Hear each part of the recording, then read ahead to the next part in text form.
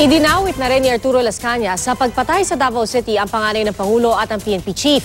Wala pang tugon ang leader ng pulisya pero si Vice Mayor Paulo Duterte tinawag na gawa-gawa ang akusasyon. Saksi si Jam Sesante. Agad nagsorry si retired SPO3 Arturo Las Cañas sa anyay pagsisinungaling niya noon sa Senado para sa kaligtasan ng kanyang pamilya. If ever you were forced to present yourself, deny everything. That is the instruction of SPO4, Sunny Binaventura. Marapat lamang na maliban sa iyong salaysay, may maipakita pa kapang bukod at ibang ebidensya. Kung wala, ay maaring masayang lamang ang oras ng mga tao dito. Pero ginasa pa rin ang kanyang motibo at muntik pang i-cite for contempt pero binawi din. Binayaran ka ba dito sa pagbago ng testimonya mo? Hindi. May nagbayad ba sa iyo? Wala po, Your Honor. Baka ginamit ka lang rin. Hindi po. Wala pong personal motive or political motivation against the President. Mabuti po sa akin si Mayor. Nagbigay pa nga raw ng pera ang Pangulo para raw sa kanyang kidney transplant noong 2015. Bukod pa sa 100,000 pisong buwan ng tulong sa kanya na nitong Pebrero lang natigil, buwan kung kailan din bumaligtad si Las Cañas. Pagpunto naman ni Senador J.V. Ejercito, posibleng sumama ang loob ni Las Cañas sa Pangulo dahil hindi na pagbigyan pumasok sa 3 negosyo at gusto ring magkapwesto sa customs. Itinagi ni Las Cañas na sumama ang loob niya. Bukod kay nooy Davao City Mayor Rodrigo Duterte na una na niyang isinangkot sa mga pagpatay raw ng Davao Death Squad, nag-uutos din daw ng pagpatay si ngayon Davao City Vice Mayor Paulo Duterte. Pareho sa alegasyon noon ng nagpakilalang Davao Death Squad member na si Edgar Matobato.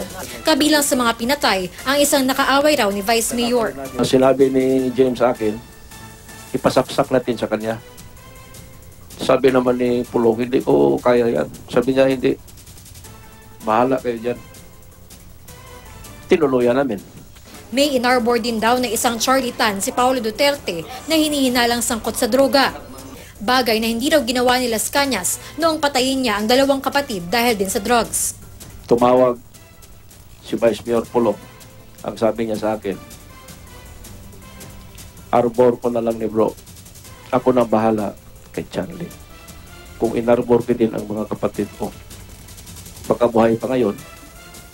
Idinawit niya rin si ngayon PNP Chief Ronald Bato de la Rosa na alam daw ang ilan nilang pagpatay noong assign pa si Bato sa Davao Region.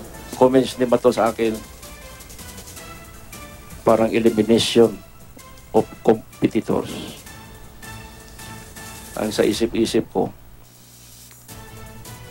hindi pala lingid sa kaalaman namin, nagiging mga foot soldiers kami ng mga drug lord. Wala pang sagot dito ang PNP Chief. Sabi ni Las Cañas, si ngayon Pangulong Duterte naman daw ang nagpapatay sa 11 Chinese na sangkot sa illegal na droga na nag-alok pa nga raw ng pera pero tinanggihan nila. Maya-maya, si Mayor Rodi ang nakausap ko. Ang sabi ni Mayor, huwag kang kumagat sa patibong nila. May pera tayo. Ubusin nyo na yan. And then after that, tawagan mo si Sunny. Inisa-isa niya rin ang mga nabanggit na niya sa affidavit at February 20 press conference. Kabilang ang pagpatay umano sa dance instructor o DI ng kapatid ng Pangulo at kina June Bersabal at June Pala na parehong nauna ng binanggit ni Matobato. Ang mga sinasabi ni Edgar dito sa Senado is para sa akin, 90% ay tama. Hindi lang niya ma-elaborate ang iba dahil compartmentalize siya. Ilang senador naman ang ipinunto ang pagkakaiba ng testimonya niya at ni Matobato, partikular sa pagpatay kay Bersabal. Dinala nyo sa pagkakaalam mo. Bakit po sa pagkakaalam mo? Dinala mo sa bahay. Sa bahay. Sa bahay. Sa bahay. Sabi ni Matobato, dinala nyo raw si John Bersabal sa golf course. Hindi po. Sa Matina. Wala namang pinatay sa golf course, Your Honor. Pero sa pagka-maricall ko, mayroong pinalo si Mayor sa golf course. Sabi niyo po, foot soldier lang si Matobato. Tama ho ba? Sinabi niyo sa inyong affidavit. Opo, Your Honor. So sabi mo, kaya hindi lahat ng sinabi niya totoo. Opo, Your Honor. Ang mismong kapatid ng Pangulo, sinabing buhay pa ang kanyang dance instructor na si Ruben Borja Baguio. hindi malinaw kung siya o ibang DI ang tinukoy nila Bato-Bato at Las Cañas. Dati nang itinanggi ng Pangulo na sangkot siya sa mga pagpatay sa Davao City, kabilang kay June Pala na kilala raw niya kung sino ang pumatay. Ang example natin dito, taga rito ka man, yun si Pala. I do not demean his memory, but that he was a rotten son of a bitch. He deserved it. Ganun eh. Of course, I know who killed him. Kasi binastos niya yung tao eh.